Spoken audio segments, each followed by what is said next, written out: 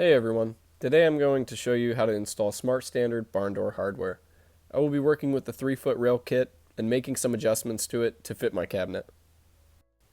My cabinet measures 22.5 inches wide, so to cut off an even amount from each side, I'm subtracting 22.5 inches from 36 inches and dividing by 2, which gives me 6 3/4 inches. Once I have that number, I'm marking out 6 3/4 inches on each side using a combination square, so that I know where to make my cuts. Here I'm just using some clamps to secure the rail so that it doesn't move around while I'm cutting. With everything all marked out and secure, it's time to make the cut with my Ryobi jigsaw with a metal blade inserted. Also, make sure that you guys wear safety glasses when you're cutting metal. As you can see, I had a piece hit me close to my eye. I stopped after that and put safety glasses on, but for future reference, try to have it on prior to making the cut. Now that the rail is cut to final length, it's time to mark out where we need to drill our 2 holes for the mounting bolts. In this case, I went with 3 inches in on each side.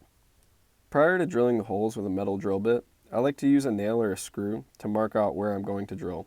This sort of gives the drill bit a place to start so that it doesn't run away from you. Once one side is completed, you just do the exact same thing on the other side. And would you look at that Makita, just getting her done. Yeah, buddy. Woo doggy. With the holes all drilled on the rail, it's time to mark on the cabinet where I'd like it to go. Using my Woodpecker saddle T-square, I'm marking a 1/2 inch up where the bottom of the rail will sit flush upon installation. And I'm really sorry for the flashy camera work here. My camera was accidentally in time-lapse mode. Now that we have our line all marked out, it's time to install the rail. To start, I'm just going to line up the bottom of the rail flush with the line that we just made, and then secure it with some clamps. To pre-drill the holes, I'm using one of my Bosch self-centering drill bits. These things are amazing. You can get a 3-pack of them with different sizes on Amazon for about $23. Next, using the 3 hex screws that came with the kit, I'm screwing them in, but only going about halfway through to start the holes so that we know where to go next. And now that our holes have been started, I'm going to back out all the screws completely and remove the rail system so that we can insert the spacers that also came with the kit. Once it's removed, grab your spacers and place them over the pre-drilled holes. I like to start with the center hole and then I'll work my way to the other sides. I'll go back and forth tightening each one down a little at a time until all the screws are completely secure.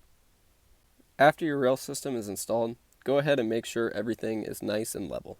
Now it's time to move on to installing the rollers. Once again, I'll be using my Woodpecker saddle T-square to mark everything out.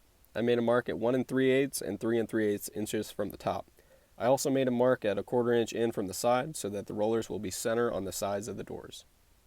Using a square and a clamp, I'll secure the roller down, making sure my edge is lined up with that 1/4 inch mark and that the 2 holes are lined up center with the 1 3/8 and 3 3/8 inch marks. After it's all lined up, I'll use my Bosch self-centering drill bit again to pre-drill the hole, and then I'll come back through and put a screw in to secure the roller in place. Here you can kind of get a closer look where I lined up those holes to be dead center on the marks. And wow, would you look at that Makita, just doing its job. Good job, Makita, and thanks Ryobi for coming in for the backup. And yes, I talk to my tools. Tools are people too, okay? Let's give them the respect they deserve. And now that the rail and rollers are installed, it's time to attach the remaining mechanisms that came with the kit. These roller stops are installed with a super duper tiny Allen wrench that was also included in the box. Here I'm marking out center so that I can find exactly where I need to install that super fancy thingamajig that keeps the door from swinging outwards. You know what I mean? You know what I mean. It's a good little thing to put on there, and customers really appreciate when you take the time to do that. And I forgot to mention, this super duper great little thingamajig is also included with the box. That is why I love this kit. It is my go-to barn door kit. And look at that. She fits like a glove. Man, Smart Standard, you make a good product. So there it is, guys. Voila. I did the same thing on 2 barn door nightstands, and I absolutely love how it came out. I'm glad I took the time to make this video for you guys. I hope it was informational, and if you guys like what you saw here, please like and subscribe. Follow me over on Instagram at @mounterwoodwork. Thank you guys. Have a good day. Bye.